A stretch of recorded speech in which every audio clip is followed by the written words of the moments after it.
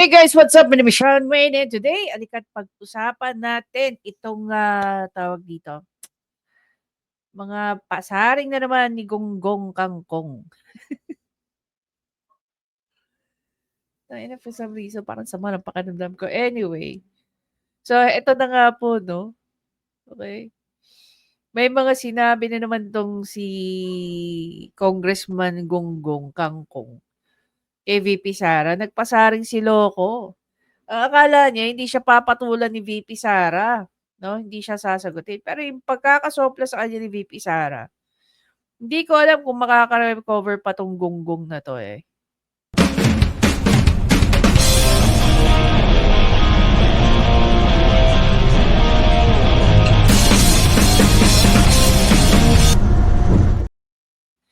Okey guys, even before we get started dito sa ating, latest video, una sa lahat, I want to send my of course, um, my greetings sa aking mga kapamilya na ikinasal earlier this afternoon, sa bagong Mrs. Reyes, 'no, kay Chen at saka kay Lloyd. Congratulations guys and best wishes sa happy parents na sila Tita Tin at saka sila Tito Tonton.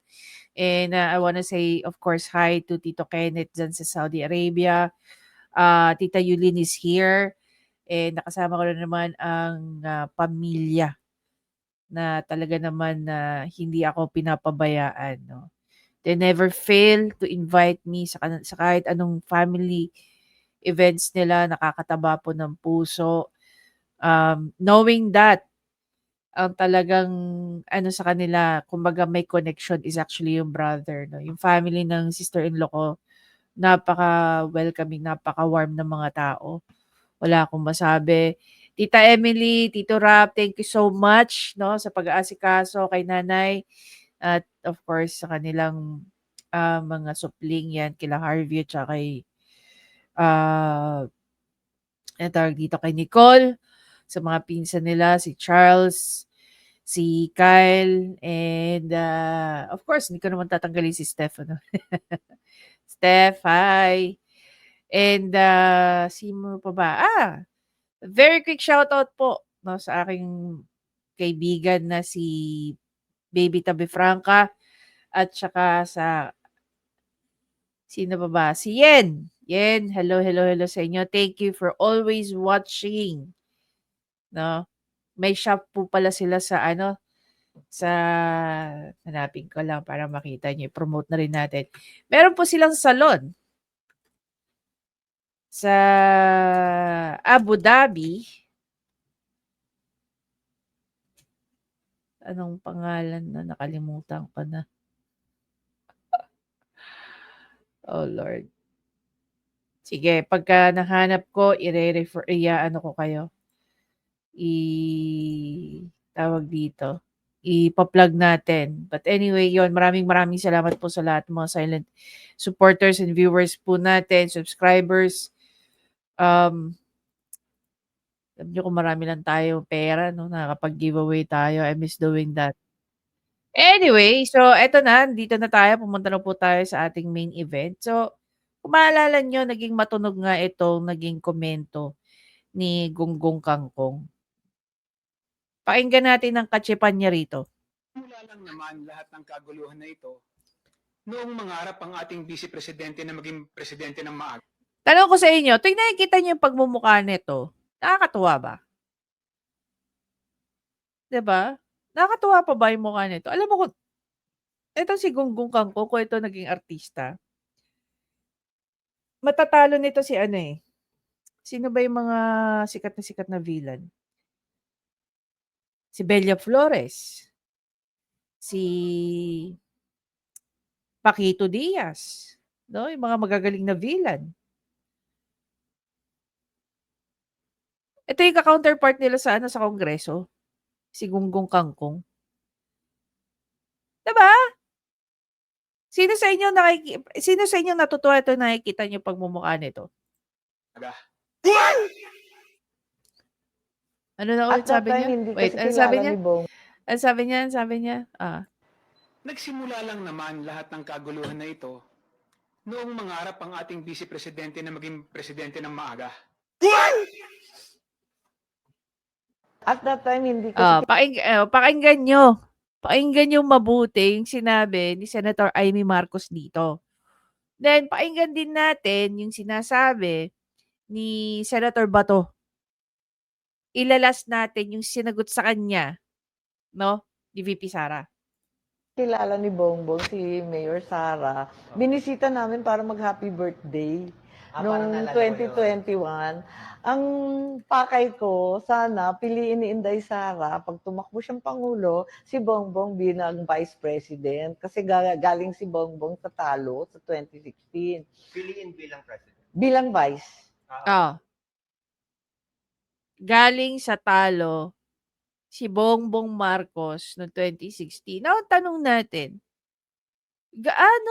gaano katindi yung lakas ng loob ng mga Marcos? Tandaan nyo guys, no?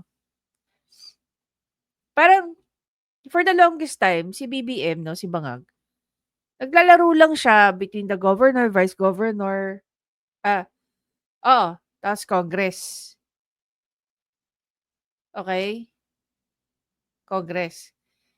Bakit nung tumakbo siya ng 2016? Hindi niya natalo si Lenny. Alam niyo kung bakit? Kasi kahit anong mangyari, kahit ilang taon nang lumipas, nasa libro, nasa kwento, nasa mga tao, yung trauma ng era ng tatay nila. So kahit yung mga tao nabubuhay nung panahon ng martial law, okay? Nagsimatayan na, hindi makakalimutan ng pamilya ng mga yan ang kwento ng trauma nila, malilipat yan sa salin lahi. They are already part of the history na negative ang kanilang reputation. Yung pagtakbo niya, suktok sa buwan na lang yun noong 2016. Diba?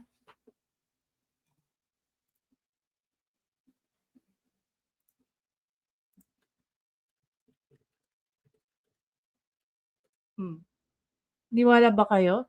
Yung pagtakbo niya noong 2016, una, suntok sa buwan yun.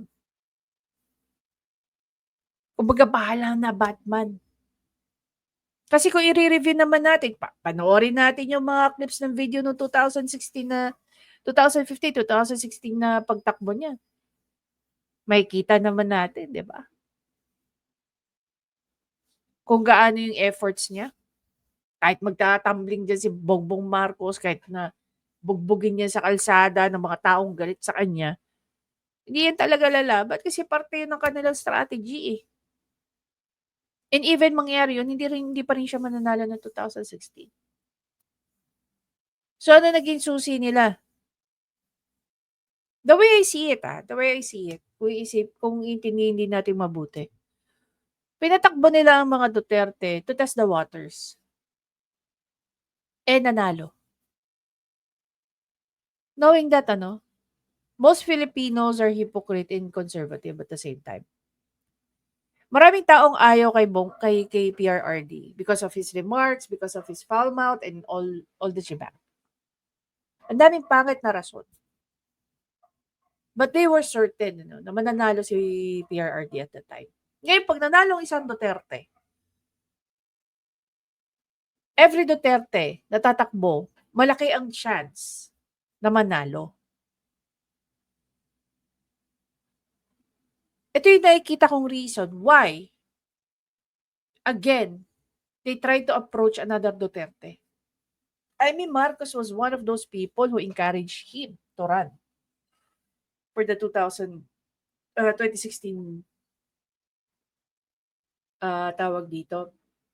2016 presidential election.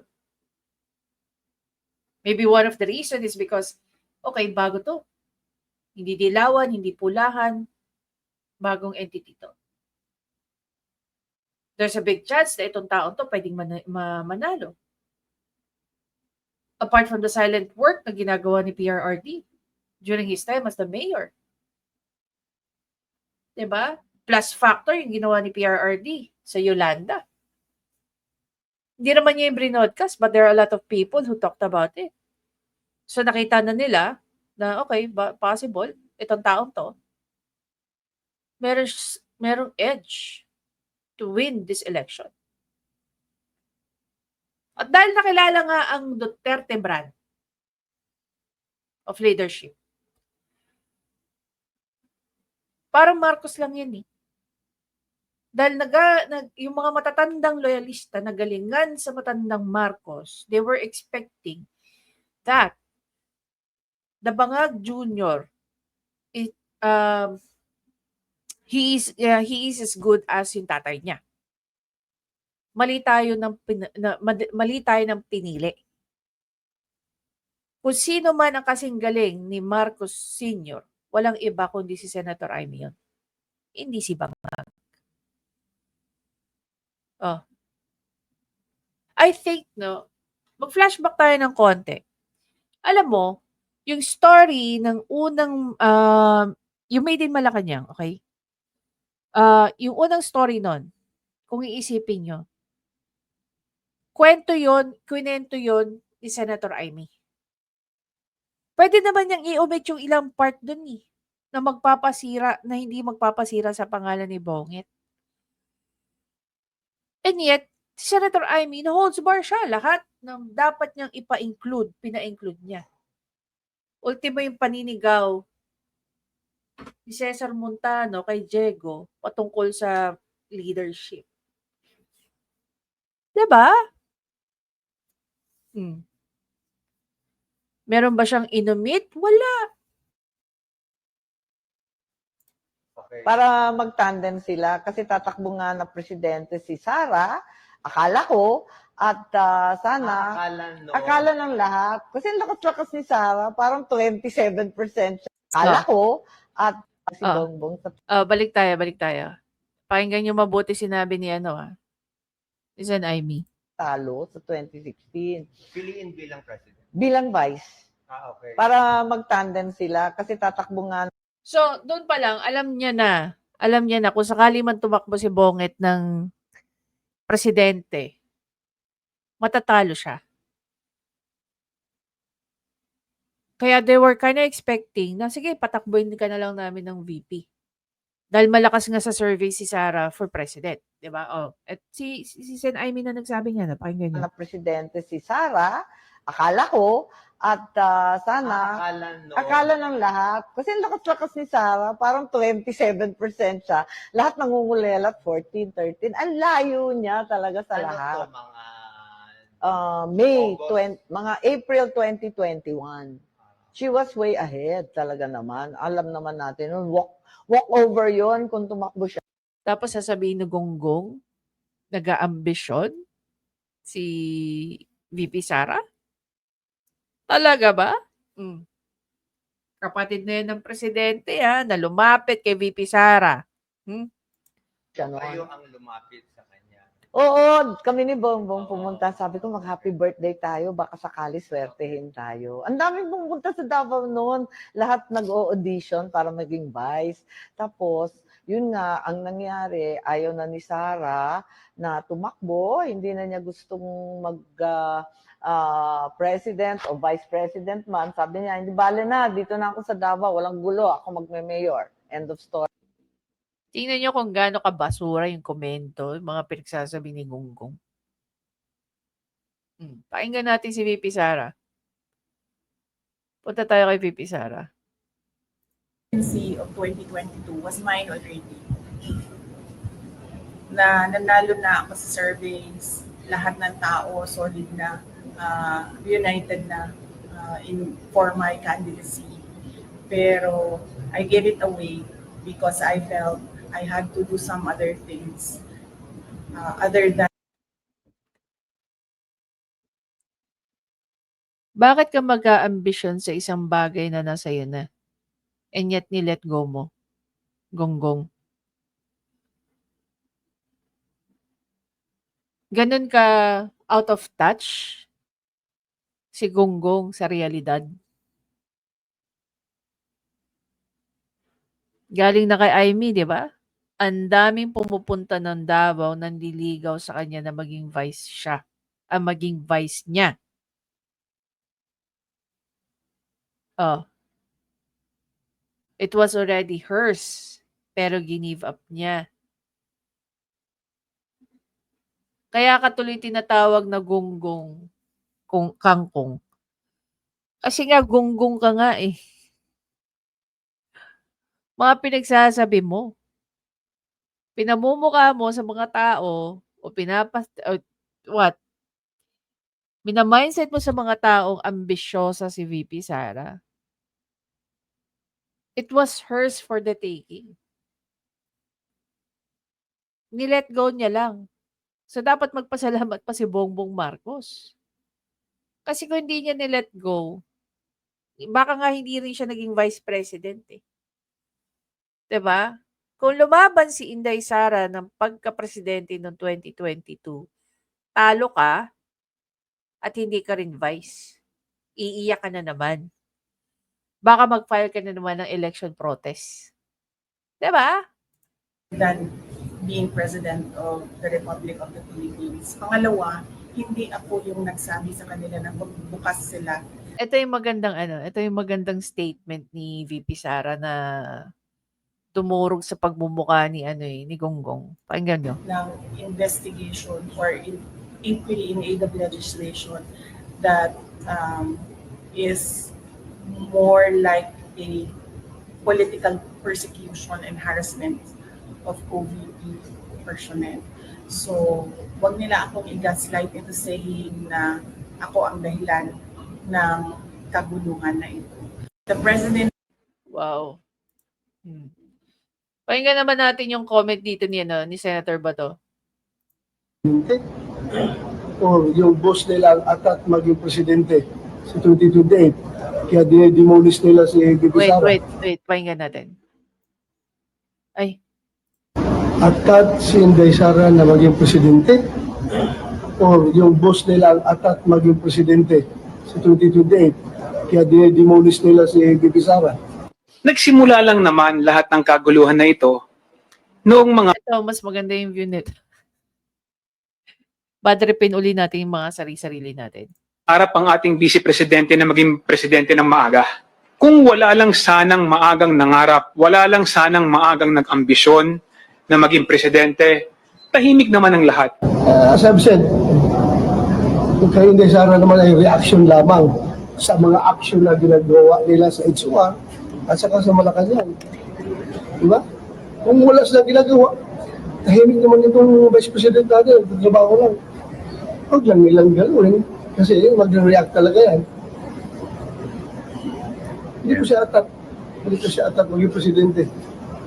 Hindi ko siya atat. Kung bibigay ng Panginoon niya sa kanya, as to become a president is a destiny. Hindi po yan pwede ambisyonin, hindi po yan pwede planuhin. Kahit anong planong gagawin ninyo dyan na paninira ng demonios, kahit anong gawin ninyo mga plano dyan, kung hindi yan ibigay ni Lord sa inyo, hindi talaga yan mapunta sa inyo. At kahit wala kang gagawin, wala kang ginagawang plano, kung yan ay destiny mo, naka-okay din sa palad mo, as decided by the ultimate being, napupunta talaga sa iyo yan. So, useless yung paninira nyo, yung pag-demolisyon ninyo, yung inyong mga atake. Useless yan, hindi talaga mapunta sa inyo, hindi naibigay ni Lord sa inyo. Totoo. Tandaan niyo, si VP Sara. Even if she's the second highest, but she garnered more than 32 million votes. Highest ever. No? Sa kahit ano naging eleksyon. Kahit ngayon kung magkaroon ng eleksyon, Sara Duterte will win for the presidency. Pero tingnan natin kung sino nga ba talaga ang tunay na ambisyoso. So may mga lumalabas na haka-haka rin na ito daw si Gonggong Kangkong planong gawing running mate ni Tambaloslos. Diba? Bakit hindi si Saldico? Oh, bakit hindi si Saldico? Bakit ikaw? Oh.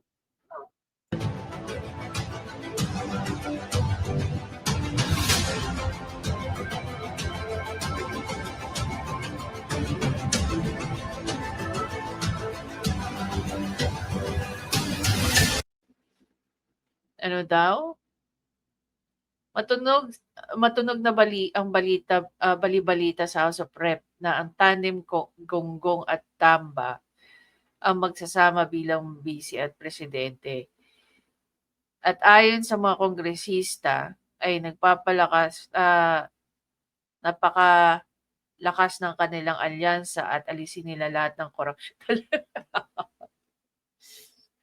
Talaga? Alam mo, it's very interesting nga, no, na magkaroon sana, as in, magkaroon sana, no, ng investigasyon kung saan napunta lahat ng pondo na ginamit ng DSWD. Lahat, saan napunta lahat ng pondo. 'Di ba? Paano nagastos yung mga pera? Mukha bang winning tandem tong dalawang to? Para sa inyo? Sabi nga ni VP Sara, ultimo daw mga kasama nito ni Tamba. Ayaw sa kanya. Ayaw siyang maging presidente. Ayaw din ng mga senador.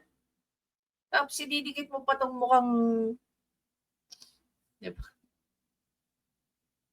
Hanggang ngayon guys, hindi pa rin ako maka-move on dun sa part na ano daw to, may relationship kay Aiko Melendez.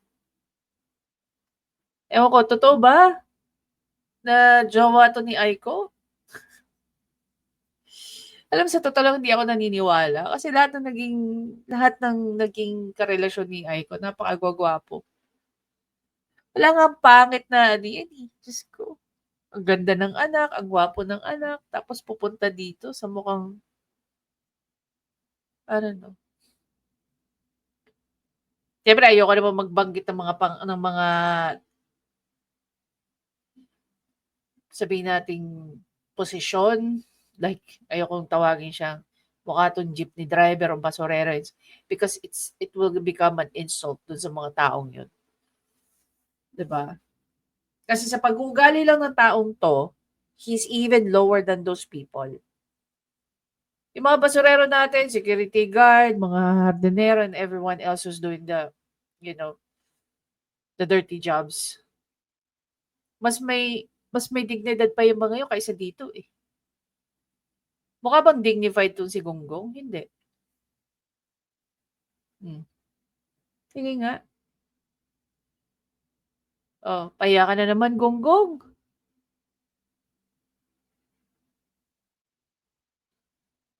Obvious na wala kang alam sa mga pinagsasabi mo. Mema ka lang. Sana next time, pag inopen mo yung bibig mo, yung may substance talaga. Pero sino kaya yung sino kaya yung kongresistang may utang kay VP Sara? May utang dun sa kanyang kay Attorney Mans, no, na 9 million. Nakaka-intriga yun. Anyway, guys, again, I hope you enjoy your weekend, no? Today ay, tawag dito, Bonifacio Day. No? Sana ginanita po natin ang kadakalaan at kabayanihan ni God Andres Bonifacio.